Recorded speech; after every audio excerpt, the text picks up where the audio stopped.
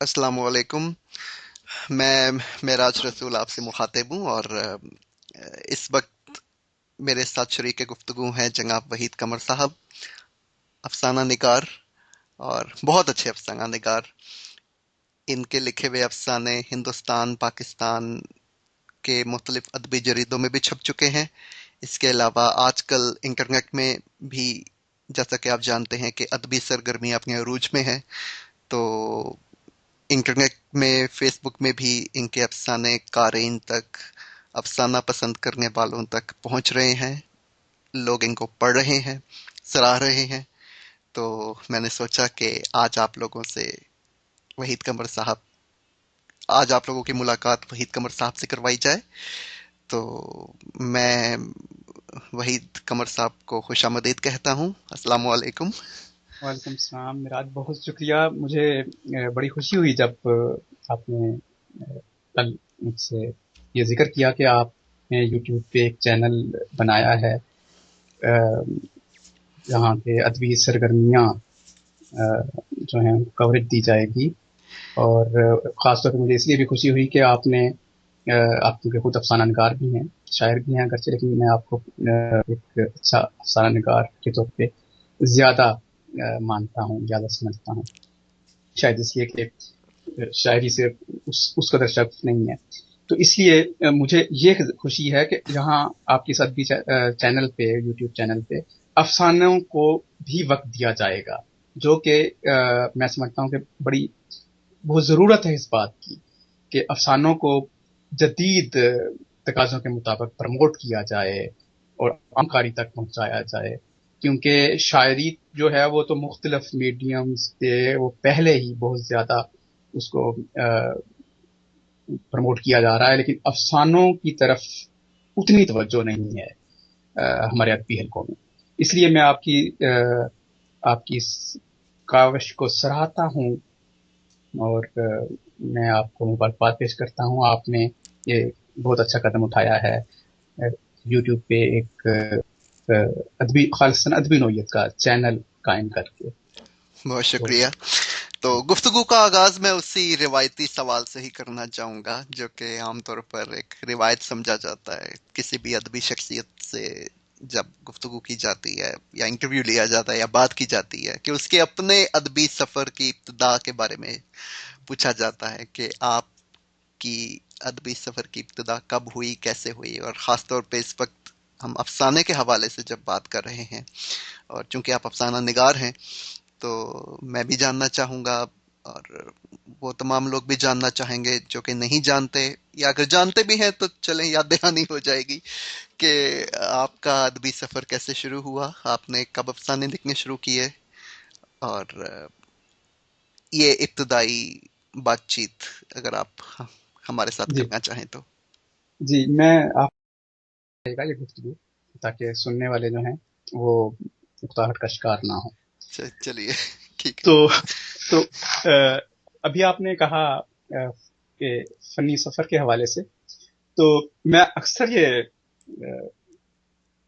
बात जगहों पे जब दोस्तों में बात होती है, वो मुझसे पूछते हैं कि कब से अफसाने लिखने शुरू किए या कब से ये शौक है, तो मैं मुस्कुरा के या हंस के उन्हें कहता हूँ कि अब मैं घिसी पिटी बात करूंगा, आप कहेंगे ये तो घिसी पिटी बात है, ये तो सभी करते हैं। किसी से भी इंटरव्यू ले लो या किसी से भी पूछो तो वो यही कहता है मैं तो बचपन से ये सब कर रहा हूँ, तुमने भी यही कह दिया। लेकिन ये सच है कि मैंने पहली कहानी जो है वो अ, उस वक्त लिखी थी जब मैं 6th क्लास में था, यानी हाई स्कूल था मैं। अच्छा, माशाल्लाह। और अब जाहिर है कि ये वही बात हो जाएगी कि बचपन से लिख रहा हूँ मैं। बच्चों के रसाले के लिए लिखा करता था मुख्तलिफ रसालाजात में, और वो मेरे पास मैंने अभी तक याद करके तौर पर महफूज भी रखे हैं बाद रसाले। और यानी इससे पहले जो पढ़ने का शौक था वो तो मेरा ख्याल है जब से मैं उर्दू लिखनी पढ़नी शुरू की मैंने पहली दूसरी जमात से, तो उस वक्त उस जमाने में छोटी छोटी वो कहानियों की किताबें मिला करती थी, छोटी सी वो 5 रुपए की, और इस तरह छोटी छोटी होती थी। टार्जन की कहानी और उमर यार की और शहजादियों की और जादुओं की, जिनों की। تو وہ تب سے وہ میری والدہ لے کے دیا کرتی تھی، اور ہمیں تب سے یہ شوق ہے. پھر گھر کا ماحول ایسا تھا کہ میری والدہ جو ہیں وہ خود بہت زیادہ ذوق رکھتی تھیں، اور یہ ہے کہ گھر میں اچھا خاصا ذخیرہ تھا کتابوں کا، والد صاحب کا بھی تھا، اور مذہبی کتابیں بھی تھیں ساری. تو اس لیے یہ شوق اور یہ ذوق جو ہے یہ کچھ یہ ہے کہ والدین کی طرف سے بھی ہے، اور پھر وہ پالش ہوتا گیا وقت کے ساتھ ساتھ. تو جو آپ نے یہ سوال کیا تھا کہ کب لکھا پہلا افسانہ، کہانیاں تو جیسے کہ میں نے بتایا بچوں کے رسالے میں لکھا ہی کرتا تھا، لیکن پہلا افسانہ جسے میں کہوں وہ میں نے فرسٹ ایئر میں، جب میں کالج کے پہلے سال میں تھا تو تب لکھا تھا. اچھا، ہم، تو ابھی آپ نے ذکر کیا جنگو بھوتوں اور شہزادیوں کی کہانیوں میں، تو کبھی دل کیا کہ کوئی ان میں سے ایک شہزادی کہانی سے نکل کر آ جائے؟ ہاں، وہ تو پھر یہ ہے نا کہ میٹرک کے بعد جب ہم کالج میں جاتے ہیں تو وہ زندگی وہ خاص طور پہ پاکستان کا جو ماحول ہوتا ہے ہمارا، تو اس میں پھر یہ ہے کہ میرے جیسا ایک خواب دیکھنے والا، کہانیاں لکھنے والا، وہ ہمارے لیے وہ زمانہ جو ہے وہ بڑا ہی خوابناک سا ہوتا ہے. کہ وہ جب کالج جاتے ہیں تو وہ سفید، ہمارے ہاں کالج کی لڑکیوں کا جو لباس ہے وہ سفید شلوار قمیض ہوا کرتا تھا. جی، تو وہ ایک بڑا ہی خوشکن نظارہ ہوا کرتا تھا جب لڑکیاں اپنا کالج کے یونیفارم میں کالج آتی تھیں، اور اس طرح. تو وہ ایک بڑا جھجک اور بڑا شرمیلا پن بھی ہوتا تھا اس زمانے میں. اصل میں میرا یہ سوال پوچھنے کی ایک وجہ ہے، اور وہ وجہ یہ ہے کہ میں نے آپ کا جو پہلا افسانہ پڑھا تھا وہ لڑکی کی محبت کے معاملے کو اگر رومان لیا جائے اس وقت، تو میں اس حوالے سے کہہ رہا ہوں. تو دراصل تو ابن صفی، نسیم حجازی یا شفیق الرحمان جو ہیں، کیونکہ ان کی شخصیت کے اندر رومان تھا، اس لیے ان کے ناولوں میں بھی وہ سب جو ہے وہ ان کی تحریروں میں نظر آتا تھا. اگرچہ نسیم حجازی تاریخی اسلامی ناول لکھتے تھے اور ابن صفی جاسوسی ناول لکھتے تھے. شفیق الرحمان جو ہیں وہ عام طور پہ مزاح نگار کے طور پہ مشہور ہیں، لیکن ان کے بہت سے افسانے جو ہیں وہ اس حوالے سے یعنی رومانٹک تھے. تو شاید یہ ایک وجہ رہی ہو کہ میں، کیونکہ اس کچی عمر میں ان لوگوں کو میں نے پڑھا، شاید یہ وجہ بھی رہی ہو کہ میرے ہاں بھی جب میں نے ابتدا کی افسانوں کی تو میں اسی طرف میں آیا، اور میں نے پہلے افسانے جو جتنے بھی ہیں وہ سارے تقریباً رومانی ہی تھے. یا اس کی ایک اور وجہ یہ ہو سکتی ہے کہ میرا بچپن یا میرا لڑکپن کالج میں بھی، اس کے بعد بھی وہ یعنی کہ لڑکیوں کے ساتھ ہی رہا، اور اس سے پہلے یعنی کہ گھر میں بھی ماحول ایسا تھا کہ میری بہن تو مجھ سے چھوٹی ہے، لیکن میری خالائیں جو ہیں وہ ان سے چند سال ہی بڑی، جیسے 5 سال 6 سال 7 سال. اچھا، وہ ہم لوگ ساتھ مل جل کے یہ کھیلا بھی کرتے تھے، اور پکنکس منایا کرتے تھے. پھر یہ ہے کہ مل جل کے ہم ناول بھی پڑھا کرتے تھے، اور اس پہ پھر تبصرے کیا کرتے تھے. تو میں اس طرح کے ماحول میں کیونکہ رہا شروع میں ہی، اور تو بعد میں کزنز وغیرہ کے ساتھ، تو شاید ایک یہ وجہ رہی ہو کہ اس طرح کا مواد بھی مل جاتا تھا. تو اس لیے چلے یہیں سے میں اگلے سوال کی طرف بڑھتا ہوں. جیسے کہ رومان کا ذکر ہوا، رومانس کا، اس کے علاوہ آپ کے پسندیدہ موضوعات کیا ہیں؟ کن موضوعات میں آپ لکھنا زیادہ پسند کرتے ہیں اور کیوں؟ کیونکہ اس پہ تو بات ہو گئی جی، جو بھی، اور ویسے بھی جو اب آپ نے سوال کیا ہے وہ مولانا وقت کے لحاظ سے ہی شاید کیا ہے، کیونکہ پہلے تو میں بے اختیار لکھتا ہی یہی تھا، یہاں تک کہ میں ابوظہبی میں تھا تو وہاں پہ ہلکا باب ذوق شارجہ اور ابوظہبی میں بھی اپنے حلقے میں بھی افسانے پیش کیا کرتا تھا. اور اس زمانے میں 20ویں صدی میگزین دلی سے نکلتا تھا، تو وہاں افسانے رکھتے بھی تھے. تو مجھے لوگ ہمیشہ یہی کہا کرتے تھے، پوچھا کرتے تھے کہ تم صرف یہی رومان پہ ہی لکھتے ہو. میں انہیں کہا کرتا تھا کہ ابھی مجھے فی الحال کچھ سوکھتا نہیں ہے، تو میں نہیں چاہتا، میں دوسرے نہیں لکھنا چاہتا ہوں دوسرے موضوعات میں یعنی میرا ابھی ذہن اس طرف نہیں آ رہا، تو مجھے لکھنے دیجیے، اور جب میرا ذہن جو ہے وہ آئے گا تو میں اس پہ بھی لکھوں گا بعد میں. تو پھر یہی ہوا، وہ ایک وقت تک لکھتا رہا رومان، علمی افسانے. اور اس کے بعد اب یہ ہے کہ اب دل چاہتا ہے کہ بعض ایسے مسائل پہ لکھا جائے، اور میں نے افسانے لکھے بھی ہیں دن، جس سے اس وقت انسانیت کو شدید خطرات لاحق ہیں. ویسے تو بہت سے موضوعات ہیں اور بہت سی باتیں ہیں جن میں عام معاشرتی برائیاں اور معاملات ایسے ہیں کہ جن پہ ہم افسانہ نگاروں کو لکھنا چاہیے، انگنت ہیں ان کی. شکریہ. ایک سوال جو اکثر میرے ذہن میں گردش کرتا ہے، خاص طور پر آج کے اردو افسانہ کے منظر نامے کو جب میں دیکھتا ہوں، میں میرا رابطہ اساتذہ سے بھی ہوتا ہے، نئے لکھنے والوں سے بھی ہوتا ہے، اور اچھا لکھنے والے بھی موجود ہیں. آج کا افسانوی منظر نامہ کیسا ہے؟ آج 2013، یا بلکہ اب 2014 شروع ہونے والا ہے چند دنوں میں. اس وقت آپ اردو افسانہ کو کہاں دیکھتے ہیں؟ اور خاص طور پر جو میں نے ایک عمومی مایوسی دیکھی ہے، جو خاص طور پہ جو سینئر افسانہ نگار حضرات ہیں، ان کے ہاں واقعتاً میں نے محسوس کیا ہے، یا یہ سچ ہے، یہ خدا بہتر جانتا ہے، کیا واقعی یہ مایوسی ہے؟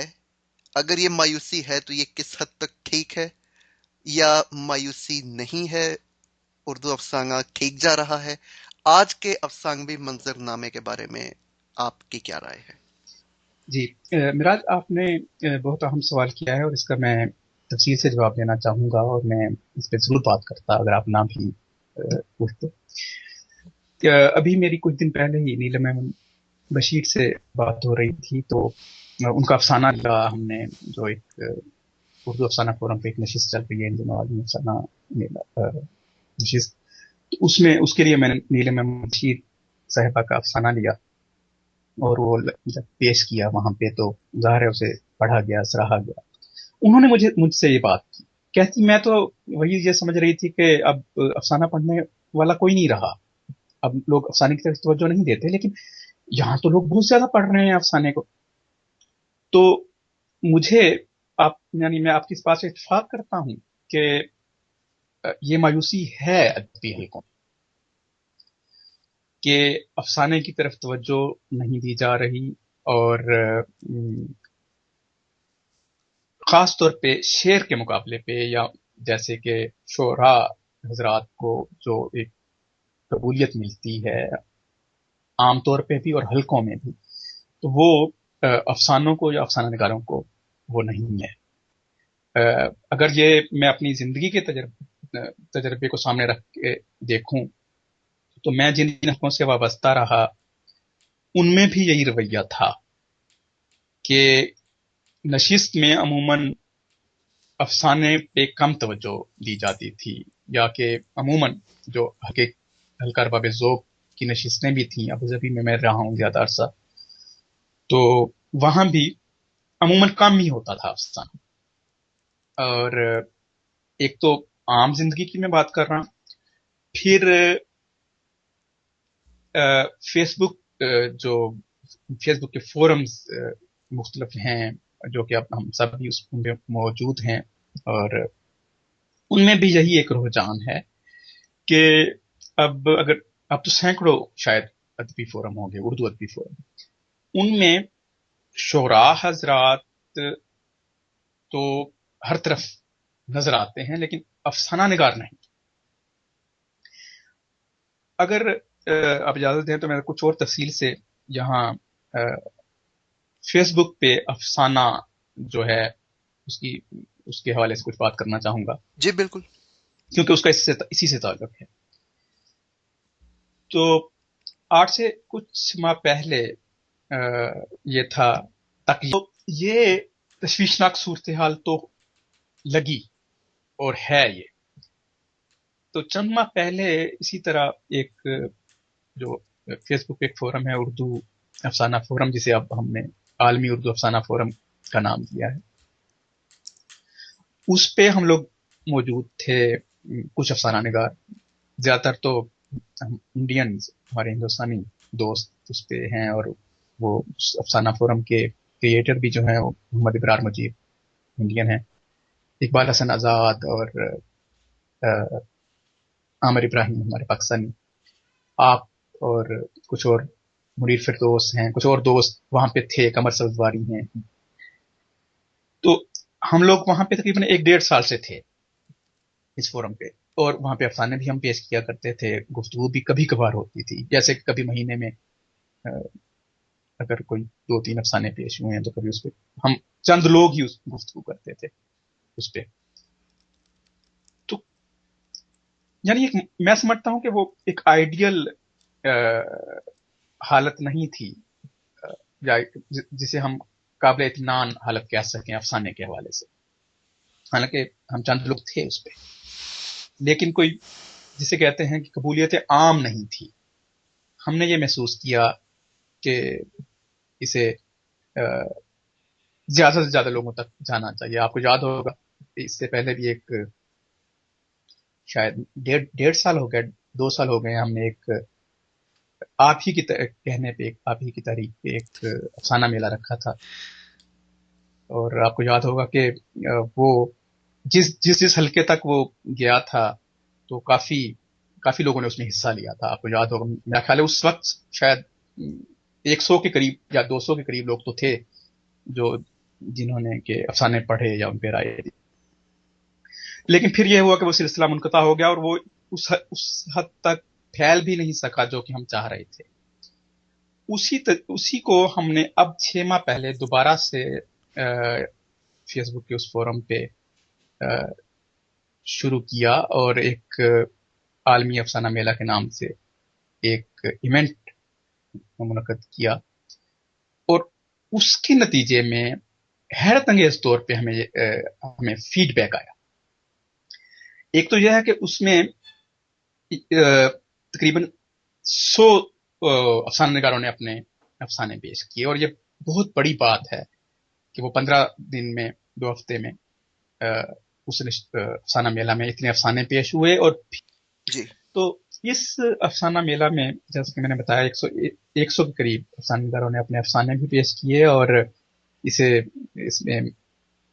میں قارئین کی بھی اچھی خاصی تعداد تھی، اور سینکڑوں میں.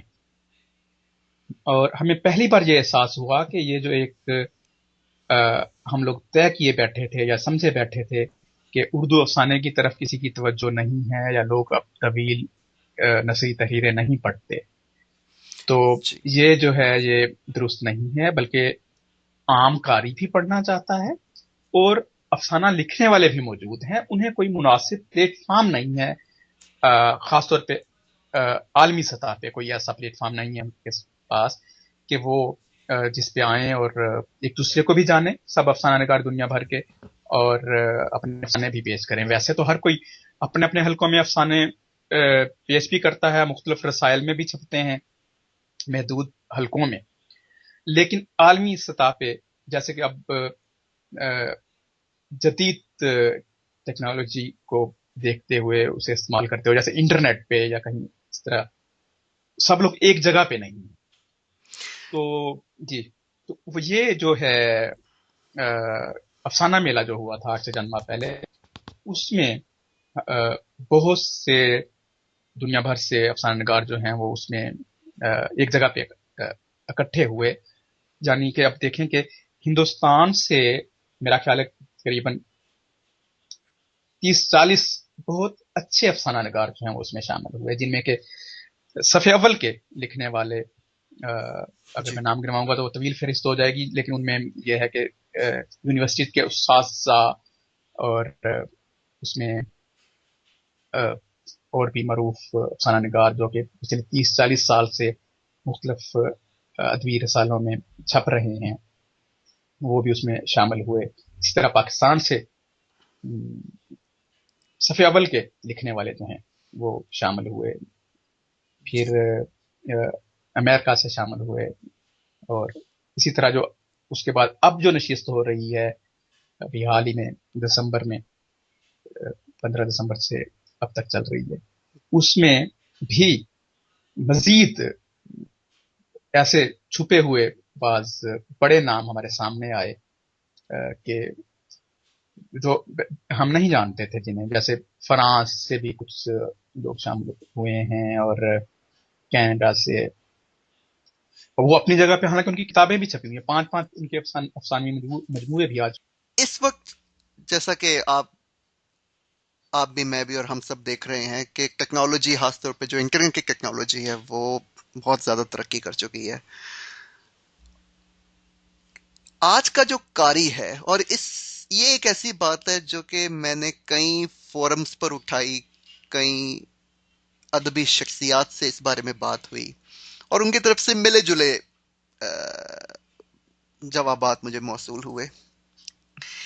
ایک آپ سے میں یہ سوال کرنا چاہوں گا سب سے پہلے کہ آج کا جو قاری ہے وہ کتاب پڑھتا ہے یا نہیں پڑھتا؟ کیونکہ آج کے قاری کے پاس فیس بک بھی ہے, آئی فون بھی ہے, اس کے پاس ظاہر سیل فون موجود ہے, لیپ ٹاپ موجود ہے, وہ ٹیکنالوجی کو زیادہ استعمال کرتا ہے.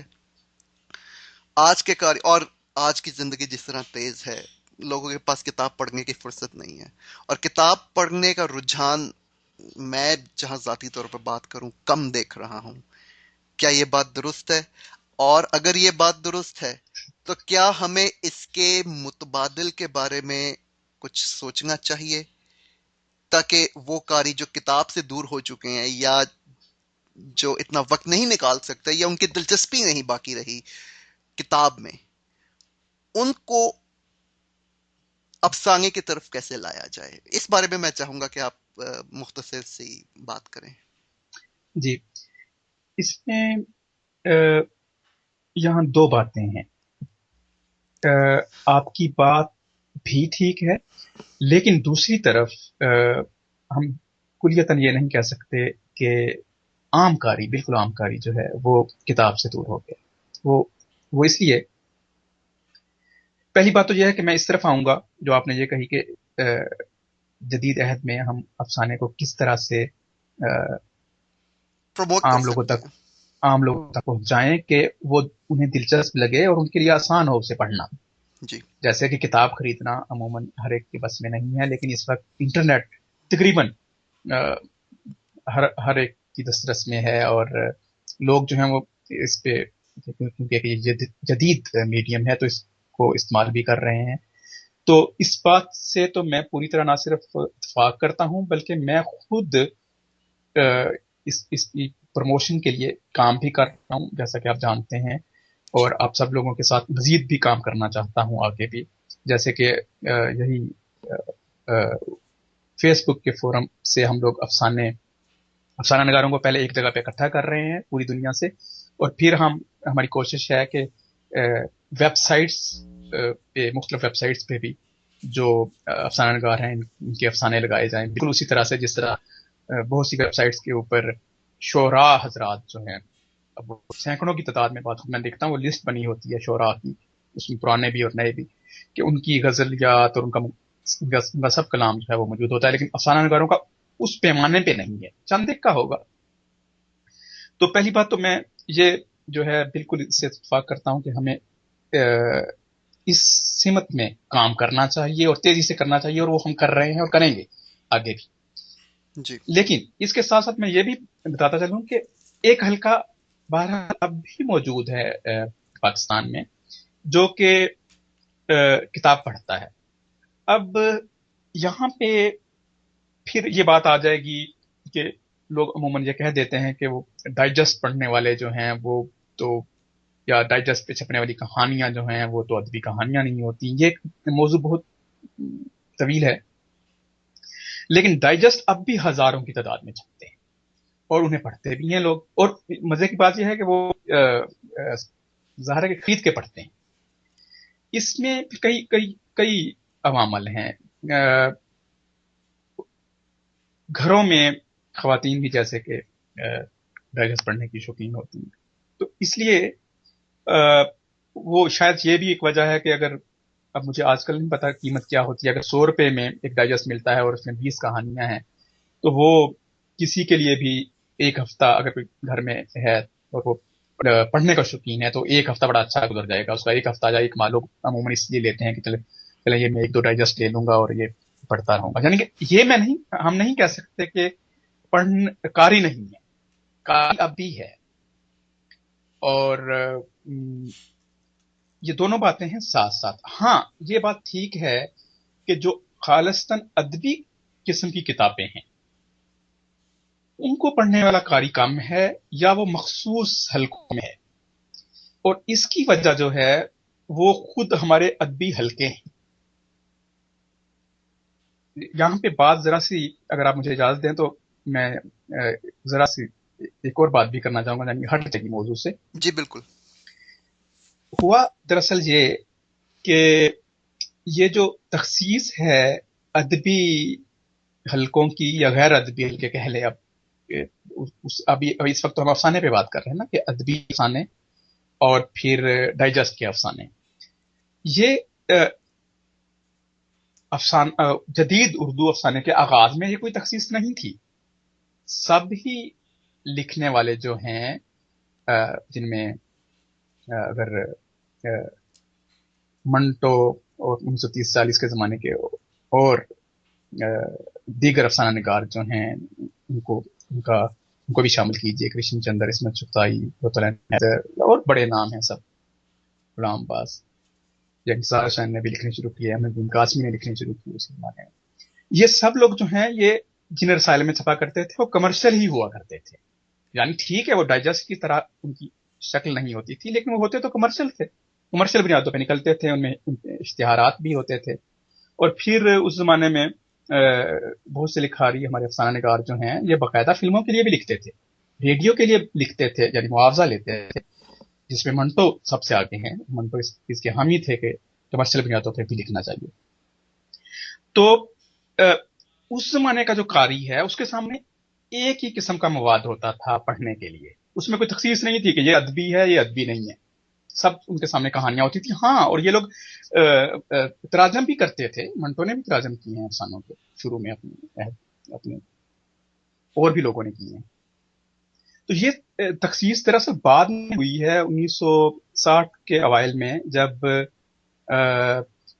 یہ ہوا کہ علامتی کہانی جو ہے وہ لکھی جانے لگی، اور ہمارے ادبی حلقوں میں یہ ہوا کہ نئے نئے تجربے کرنے کے شوق میں یہ نہیں کہتا کہ وہ نہیں کرنے چاہیے تھے، لیکن بہرحال وہ اس میں یہ ہوا کہ علامتی اور تجریدی کہانی جو ہے اس کی طرف زیادہ توجہ ہو گئی ہمارے لکھنے والوں کی، یعنی کہ ادبی حلقوں میں، جس کی وجہ سے عام قاری جو ہے وہ افسانے سے دور ہو گیا 1960 کے اوائل میں. اچھا.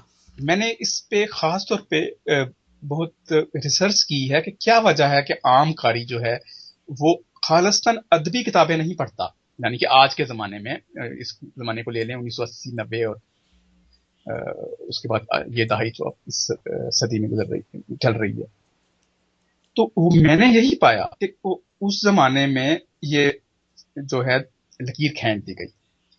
دوسری طرف ابن صفی نے 1950 میں جاسوسی ناول لکھنے شروع کیے، اور بھی کچھ لوگوں نے ہاں ڈائجسٹ بھی پھر آئے 1960 ہی کے زمانے میں، مختلف ڈائجسٹ بھی نکلنے شروع ہوئے، کیونکہ ان میں عام فہم کہانیاں چھپتی تھیں اسی طرح کی جس طرح کی منٹو اور منٹو سے پہلے یا منٹو کے ساتھی دوسرے لکھتے تھے 1930 اور 40 کے زمانے میں. تو یہ کہانیاں جو ہیں یہ تو عوامی حلقوں میں مقبول ہی رہی، جیسے کہ ابن صفی کی میں نے مثال دی. اب ابن صفی اچھا خاصا ادبی پس منظر رکھتے ہیں، وہ بہت اچھے شاعر بھی تھے، اور وہ انہوں نے جو آغاز ہے وہ انہوں نے افسانے بھی لکھے تھے. وہ پھر بعد میں اس طرف آئے ہیں جاسوسی ناول نگاری کی طرف.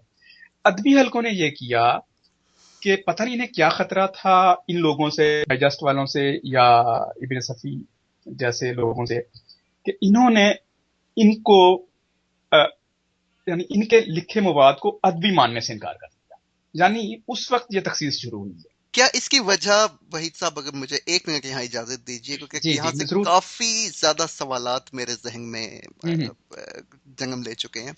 जरूर जरूर कीजिए, ये बड़ी अहम कहीं अहम नुक्ता है। जी, अ, ये जो एक लकीर खींच दी गई, जैसा कि आपने कहा, इसमें है 4-5 बातें करने वाली हैं। हम्म, कहीं ऐसा तो नहीं है कि जो डाइजेस्ट में छपने वाले अफसाने हैं उनके मौजुआत की जो यकसानियत है, हम्म, क्योंकि आप कोई भी डाइजेस्ट खोल के देखिए, आज का या माजी का डाइजेस्ट, तो उसके अंदर ज्यादातर जो अफसाने हैं, जो नॉवेल हैं, जो कहानियां हैं, उनके मौजुआत वही इश्क, मोहब्बत, प्यार, शादी, तलाक,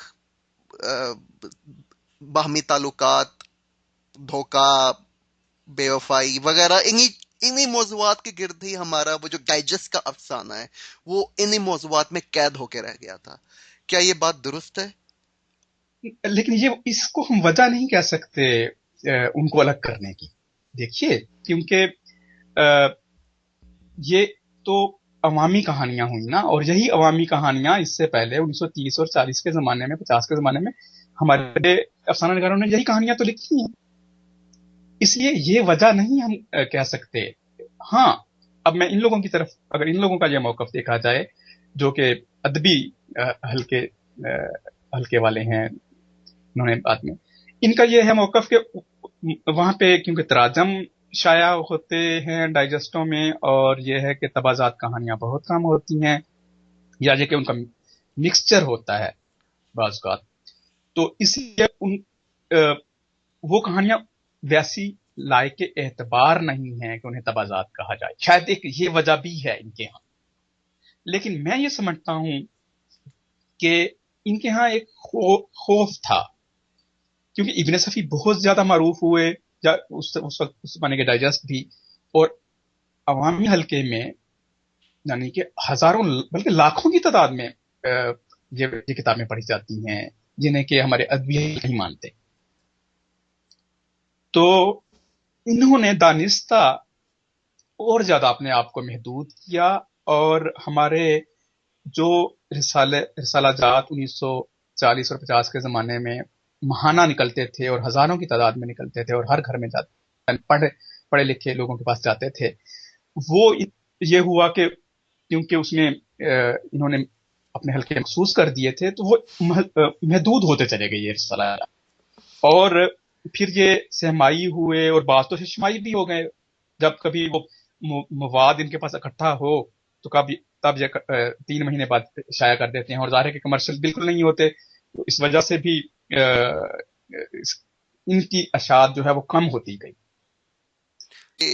इसमें सवालात पे सवालात जन्म लेते जा रहे हैं, और मैं चाहता हूं कि, और ज़ाहिर है सामीन के जहन में भी बहुत से सवालात जन्म ले रहे होंगे।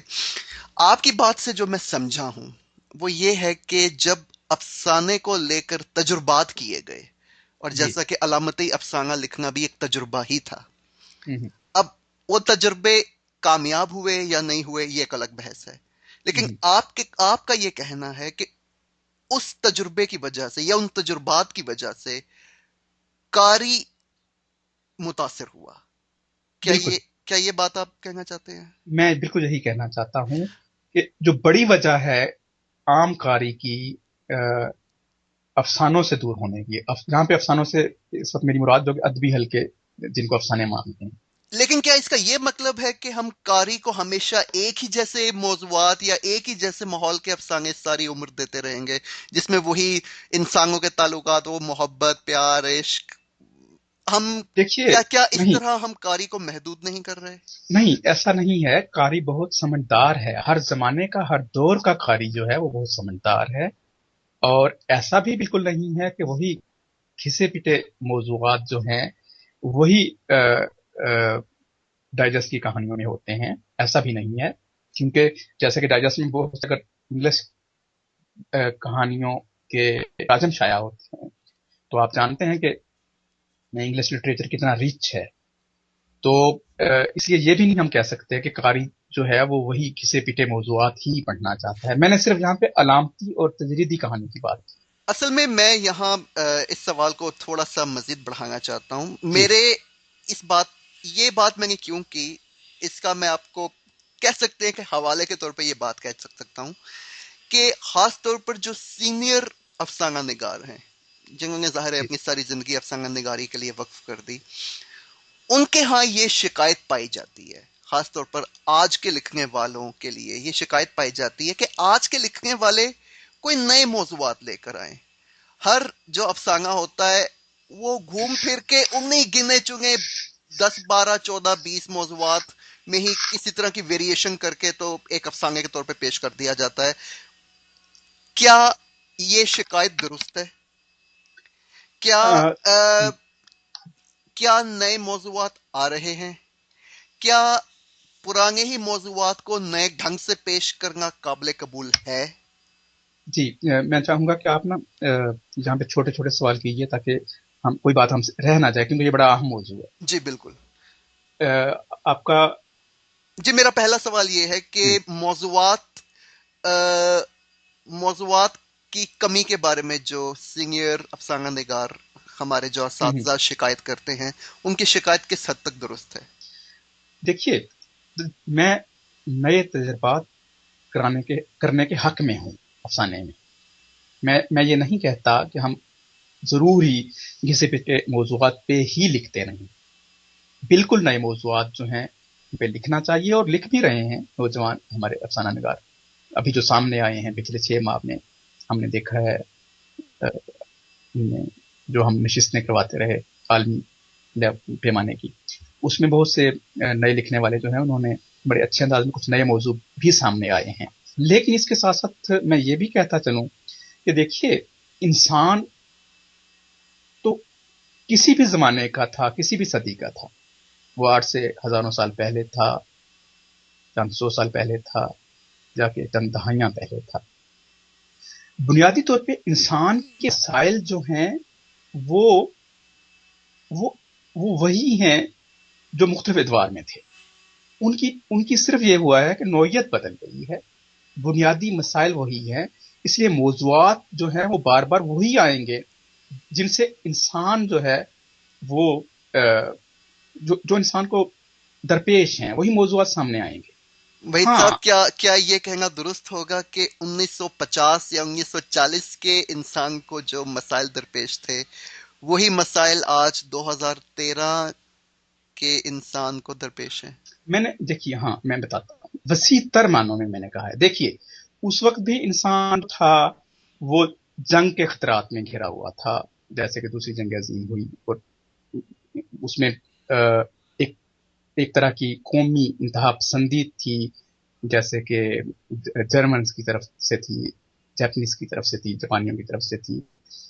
اب بھی انسان جو ہے وہ جنگ کے خطرات میں گھرا ہوا ہے عالمی سطح پہ، اور اب بھی ہمیں مختلف قسم کی انتہا پسندی کا سامنا ہے.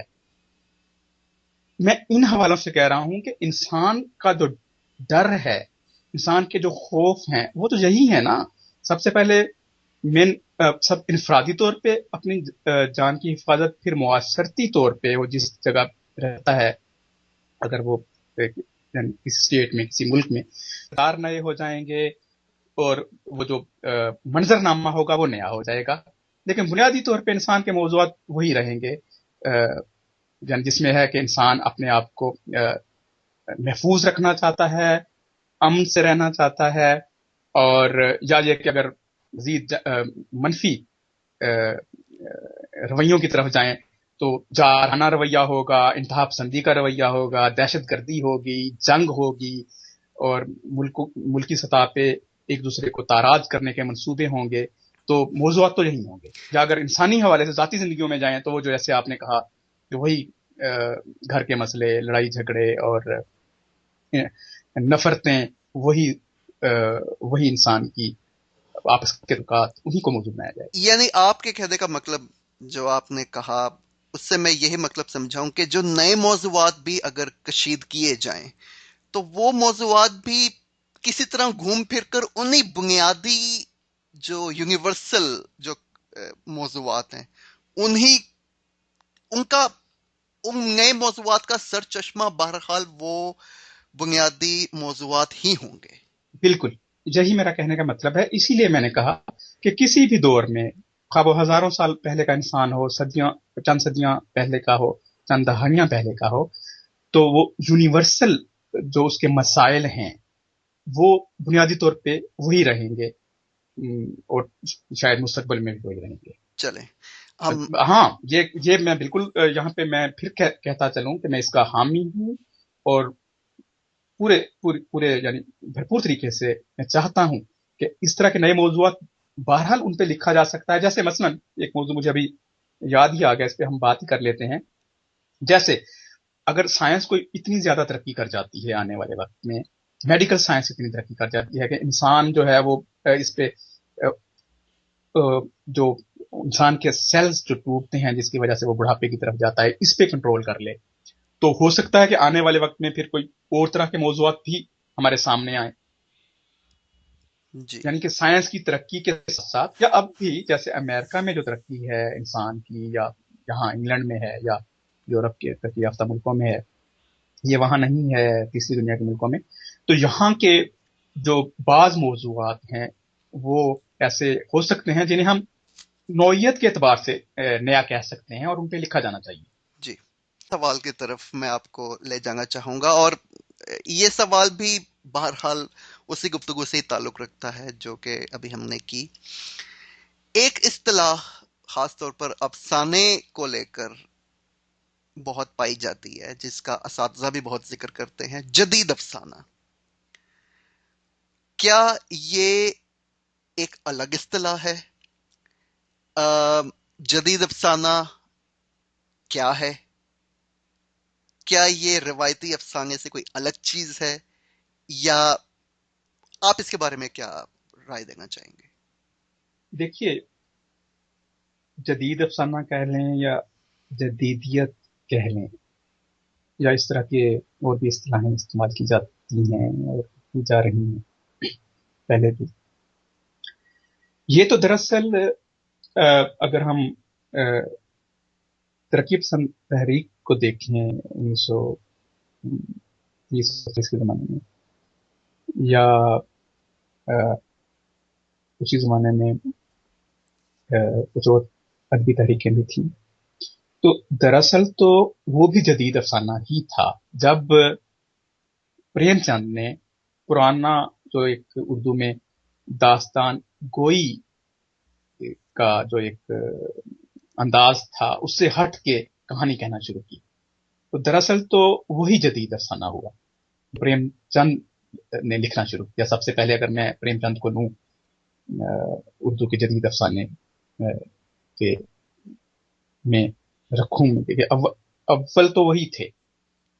तो मेरा जितना इल्म है, या जितना मैं जानता हूं, जितना मैं समझता हूं, उसके मुताबिक तो जदीद अफसाना मैं उसे ही कहूंगा। यानी प्रेमचंद के अफसाने से जो एक नया दौर शुरू हुआ अफसाने का, और जो एक उससे पहले पहले का जो दौर था 1880 से लेके, या उससे भी पहले, जो एक था कि दास्तान गोई का एक अंसर था उनमें, कहानियों में, और या उस जमाने में जो लिखी जाती थी कहानी, नावल कह लें उन्हें, नावल का नाम तो बाद में आया, तो उससे हट के प्रेमचंद ने एक नई राह निकाली। और फिर जमाने में जो सजाद हैदर जलदरम थे, इन्होंने तुर्की की कहानियों से कुछ तराजम किए, कुछ वो वो भी जो थे कह लें कि बुनियाद बने इसके। तो मेरी राय में जदीद अफसाना मैं तो इसे ही कहूंगा, जो उस वक्त प्रेमचंद ने शुरू किया, या उसके बाद से और भी बहुत से लोगों ने लिखा उसी उसी तर्ज पे। जी यहाँ से और जी, और क्योंकि वो अब तक उसमें कोई मुझे ऐसी बड़ी तब्दीली नजर नहीं आई, सिवाय जो अलामती और तजरीदी किस्म के अफसाने लिखे गए हैं, उनको अगर मैं एक तरफ रखूं, तो जो दूसरे जो आम मौजूआत के अफसाने हैं وہ ان میں مجھے کوئی ایسی تبدیلی، خاص تبدیلی نظر نہیں آئی. وہ وہی افسانہ ہے جو پریم چند نے لکھا، جو منٹو نے لکھا، جو غلام باس نے لکھا، احمد الدین قاسمی نے لکھا، اور کرشن چندر نے لکھا، اسم شفائی نے لکھا. میں تو سمجھتا ہوں کہ آ، یہ یہ وہی دور ہے. یعنی آپ کی بات سے میں یہ سمجھاؤں کہ جس افسانے کو ہم جدید افسانہ کہتے ہیں وہ اپنی ساخت کے لحاظ سے یا اپنے فارمیٹ کے لحاظ سے قدیم یا روایتی کہہ لیں اس افسانے سے کسی طرح بھی الگ نہیں ہے. جی، جیسے کہ میں نے کہا کہ میں اس جدید افسانے کو پریم چند کے افسانوں سے ہی شروع کرتا ہوں کہ وہی. میں آپ سے پوچھنا چاہتا ہوں وحید صاحب، اور یہ ایک ایسا سوال ہے جو کہ میں ہر افسانہ نگار سے ہی پوچھنا چاہوں گا، اور یہ بڑا میرے لیے کم از کم یہ بہت دلچسپ سوال ہے. ہر لکھاری کے لیے، ہر افسانہ نگار کے لیے اس کے اندر ایک تحریک ہوتی ہے، اس کے اندر اس کا ایک تھنکنگ پروسیس ہوتا ہے جس سے اس کے اندر سے ایک افسانہ کشید ہوتا ہے، وہ اس افسانے کو کمپوز کرتا ہے. آپ کے اندر افسانہ لکھنے کی تحریک کس طرح جنم لیتی ہے؟ آپ کے لیے افسانہ لکھنے کے لیے سب سے اہم تحریک کیا ہے، یا سب سے اہم موٹیویشن کیا ہے آپ کے لیے کہ میں افسانہ لکھوں گا؟ جی، یہ اچھا سوال ہے آپ کا. اور یہ ہے کہ اس حوالے سے اہم بھی ہے کہ اکثر دیکھا جاتا ہے، خاص طور پہ نثر کے حوالے سے، افسانوں کے حوالے سے، کہ میرے ساتھی افسانہ نگار جو ہیں وہ بھی اس کی بات کرتے ہیں کہ بعض اوقات تو یہ ہوتا ہے کہ ہم جلد جلد افسانے لکھ سکتے ہیں اور لکھ رہے ہوتے ہیں، اور بعض اوقات طویل وقفے بھی آ جاتے ہیں. اس کی کیا وجہ ہوتی ہے؟ تو ہر ایک کے اپنے تجربات ہوں گے، لیکن میرے ہاں یہ ہے کہ میں ماحول سے متاثر ہوتا ہوں. یعنی کہ اگر مجھے کوئی ادبی ماحول مل گیا ہے، اور یہ ہے کہ اس میں کچھ اور بھی افسانہ نگار ہیں، آپس میں گفتگو بھی کرتے ہیں، یا یہ کہ وہ کتابیں جو ہیں پڑھی ہیں افسانوں کی، تو پھر تحریک بھی پیدا ہوتی ہے. یہاں میں اس وقت موجودہ دور کی بات کر رہا ہوں، یعنی آج کی بات کر رہا ہوں. میں جی. اس میں یعنی بنیادی طور پہ نہیں کہہ رہا کہ کسی بھی افسانہ نگار کے لیے سب سے پہلے کیا تحریک ہوتی ہے. وہ تو ظاہر ہے کہ اس میں تو وہ طویل بات ہو جائے گی کہ جیسے میں نے کہا کہ لڑک پن سے جب ایک موروثی ایک ذوق و شوق بھی ہوتا ہے، اور ایک تخلیقی صلاحیت جو ہے وہ خداداد بھی ہوتی ہے. وہ ایک الگ موضوع ہے. میرا خیال ہے آپ اس وقت یہ کہہ رہے ہیں کہ موجودہ وقت میں ہم لوگ، ہمیں کیا چیز ہے جو کہ افسانہ لکھنے کی طرف مائل کرتی ہے، تو میں اس کی طرف آ رہا ہوں. اصل میں میرا سوال آپ کے متعلق ہے کہ آپ اپنی اپنے بارے میں بتائیے کہ آپ کو کیا چیز متحرک کرتی ہے افسانہ ہاں، لکھنے کے لیے؟ مجھے جو ہے وہ ایک ادبی ماحول ہی میں کہوں گا، کیونکہ میں جب کالج کے زمانے میں بھی میں نے افسانے لکھنے شروع کیے تھے، یا اس سے پہلے جب بچوں کے لیے بھی میں لکھتا تھا، تو میرے ساتھی، میرے کزنز وغیرہ، یا میرے ایک دو دوست تھے، وہ بھی لکھتے تھے. ان کو دیکھ کے مجھے بھی شوق پیدا ہوا کہ میں بھی لکھوں. یا یہ کہ ہم جو چھوٹی چھوٹی کہانیاں پڑھا کرتے تھے، تو میں نے سوچا کہ جب وہ لکھ رہے ہیں تو وہ میرے اندر بھی ذوق و شوق پیدا ہوا. تو اگر میں اپنے حوالے سے کہوں تو میں یہی کہوں گا کہ مجھے اگر اس طرح کا ماحول مل جائے جس میں چند اور لکھنے والے جو ہیں وہ بھی سامنے نظر آ رہے ہوں، وہ اپنے افسانے پیش کر رہے ہوں، اور پھر یہ ہے کہ ان پہ گفتگو بھی ہو، ان پہ بات بھی ہو، اس سے تحریک پیدا ہوتی ہے کہ ہاں ہم بھی لکھیں.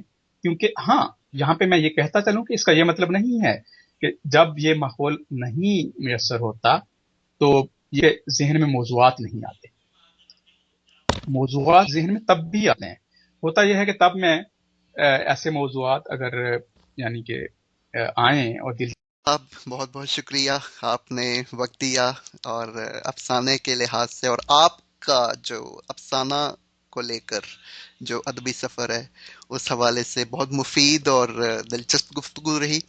اور سوالات تو کئی ہیں، کیونکہ جیسا کہ آپ نے خود محسوس کیا ہوگا کہ ان موضوعات کو ہم نے باتیں کرتے کرتے چھیڑ دیا ہے جن میں سوالوں پہ سوال نکلتے ہیں، اور بہت سے اہم موضوعات ایسے ہیں جن پہ ابھی بات کی جانی باقی ہے. خاص طور پہ میں ذکر کرنا چاہوں گا افسانے کی ساخت کے بارے میں، اور مستقبل کیا ہے، فیس بک میں کیا ہو رہا ہے، اور اس کے بارے میں جو خدشات ہیں وہ کیا ہے. اس طرح کے سینکڑوں سوالات ہو سکتے ہیں، لیکن وقت ایک ایک ایسا فیکٹر ہے جس کے آگے ہم سب بے بس ہیں. تو بہت شکریہ. اور اس گفتگو کے اختتام میں اگر آپ اپنے اختتامی تاثرات مختصراً دینا چاہیں تو. جی، میرا میں جہاں یہی کہنا چاہوں گا، سب سے پہلے تو یہی بات کہ مختصراً افسانہ اس وقت، یعنی حال میں اور مستقبل میں تو یہی سمجھتا ہوں کہ اس وقت بھی افسانہ لکھا جا رہا ہے، جیسا کہ ہمارے سامنے بہت سے نئے یا ایسے افسانہ نگار جو کہ بہت عرصے سے افسانہ لکھ رہے تھے لیکن عالمی منظرنامے پہ نہیں تھے، یا تھے تو اپنے محدود حلقوں میں تھے. اب وہ بھی ہمارے سامنے آ رہے ہیں اس انٹرنیٹ کی وجہ سے، اور اس لیے میں یہ سمجھتا ہوں کہ افسانہ تو اب بھی لکھا جا رہا ہے. اور جیسے کہ آپ جیسے نوجوانوں سے مجھے خاص طور پہ یعنی جب بھی میں بات کرتا ہوں تو میرا حوصلہ اور بڑھتا ہے کہ آپ جیسے کہ ابھی آپ نے یہ کیا ہے، یوٹیوب پہ ایک چینل بنایا ہے ادبی